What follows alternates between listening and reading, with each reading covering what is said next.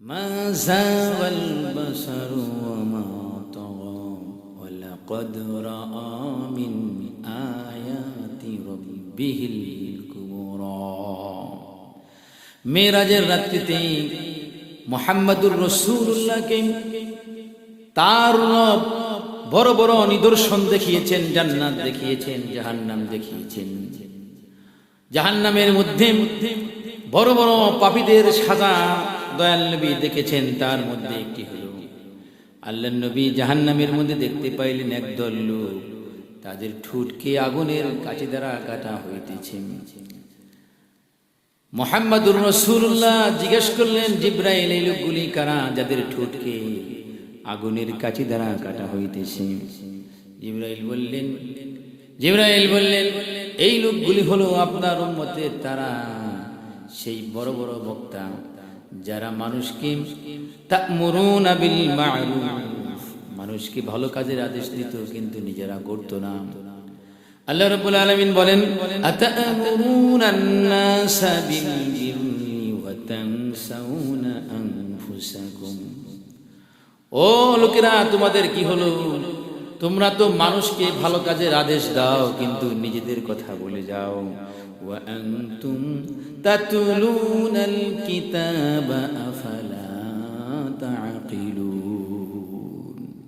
অন্য আয়াতের মধ্যে আল্লাহ রাব্বুল আলামিন বলেন, ইয়া আইয়ুহাল্লাযীনা আমানু লিমা তাকুলুনা মা লা তাফআলুন। ও মুমিনরা, তোমরা এমন কথা কেন বলো যেগুলো তোমরা করো না?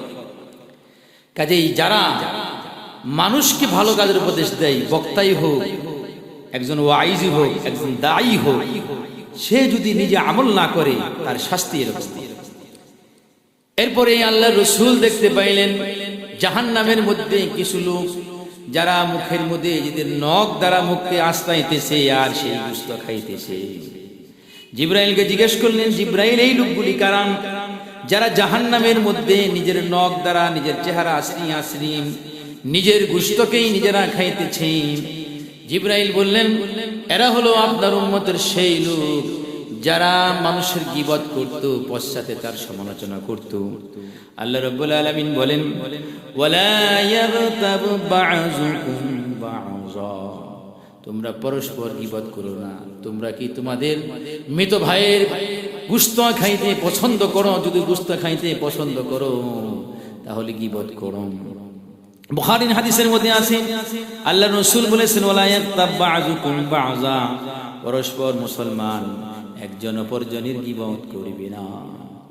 আল্লাহর রাসূল আরো সামনে বললেন যে দেখেন জাহান্নামের মধ্যে কিছু লোক যাদের পেটগুলি হলো বিরাট বিরাট পাহাড়ের মতো, পেটের মধ্যে জাহান্নামের বিরাট বিরাট সাপ কিলবিল করতেছে। সাপে সুবল মারে, বাহির থেকে সাপ দেখা যায়। জিবরাইলকে বললেন, ও জিবরাইল, এই লোকগুলি কারা? জিবরাইল বললেন, এরা হলো আপনার উম্মতের সেই সমস্ত লোক যারা সুদ খেয়েছে, সুদী কারবারকে হালাল মনে করেছে। এই লোকগুলি সুদ খেয়েছে। আল্লাহ রাব্বুল আলামিন বলেন, ওয়ালা তাকুলুর রিবা আযআফাম মুযাআফা, বান্দারে চক্রবৃদ্ধি হারে তোমরা সুদ খেও না। আল্লাহর রাসূল বলেছেন, লাআনাল্লাহু আকিলার রিবা ওয়া মুকিলাহু, রাসূল লানত করেছেন সুদ যে খায়, সুদ যে দেয়, ওয়া কাতিবাহু, সুদের লেখকের উপর লানত করেছেন, ওয়া শাহিদাইহি, সুদের সাক্ষীর উপর লানত করেছেন। নাউযুবিল্লাহ। আল্লাহর রাসূল দেখতে পাইলেন মেরাজের রজনীতে জাহান্নামের মধ্যে কিছু লোক, উলঙ্গ পুরুষ, উলঙ্গ নারী, এই লোকগুলি জাহান্নামের মধ্যে আগুনের মধ্যে টকবক টকবক করে ফুটতেছে। তাদের সামনে ভালো ভালো সুঘ্রাণ কুস্তব আছে, ভালো ভালো খাবার আছে, সেগুলি বাদ দিয়ে রেখে পচা দুর্গন্ধযুক্ত খাবার তারা খাওয়ার জন্য যাইতেছে। জিবরাইলকে জিজ্ঞেস করলেন, জিবরাইল, এরা কারা? বললেন, এরা হলো এই উম্মতের সেই সমস্ত লোক যারা ভালো ভালো স্ত্রী রেখে, সতী সাধবী স্ত্রী রেখে যারা জিনা করত, যারা জিনাকারের কাছে চলে যেত, যারা বেশ্যার কাছে চলে যেয়ে জিনা করত। নাউযুবিল্লাহ। এই জন্য আল্লাহ রাব্বুল আলামিন বলেছেন, ওয়ালা তাকরাবুজ জিনা ইন্নাহু কানা ফাহিশাতাও ওয়া সাআ সাবিলা। বান্দারে জিনার কাছেও যেও না, জিনার কাছেও যেও না। হাদিসের মধ্যে আছে আল্লাহ রাসূল বলেছেন যে হাতেরও জিনা আছে, পায়েরও জিনা আছে, চোখের জিনা আছে। হাতের জিনা হলো জিনা লুয়াদি আল বাতশ, ধরা, পায়ের জিনা আল মাশু, হাঁটা, চোখের জিনা নজর দেখা।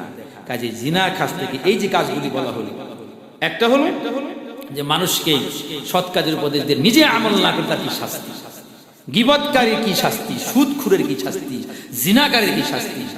এই গুলি কথাকে নবী সাল্লাল্লাহু আলাইহি ওয়াসাল্লাম বলেছেন, এমনি এমনি নবী বলেন নাই।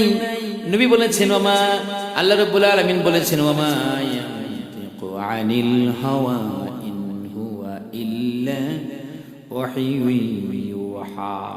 যে নবীকে আল্লাহ রাব্বুল আলামিন যা আদেশ দেন শুধু সেইগুলি করেন, অন্য কোনো কাজ করেন না। কাজেই এগুলি আল্লাহর নবী না দেখে বলেন নাই, দেখে বলেছে মা জাগাল বাসার, তার দৃষ্টিশক্তি সীমা লঙ্ঘন করে নেই, আমা তাগা, বিভ্রম হয় নাই, সীমা লঙ্ঘন করে নেই। যা দেখেছেন সব সত্য দেখেছেন। আল্লাহ রাব্বুল আলামিন এই সমস্ত পাপ থেকে আমাদের সকলকে বাঁচার জন্য তৌফিক দান করেন।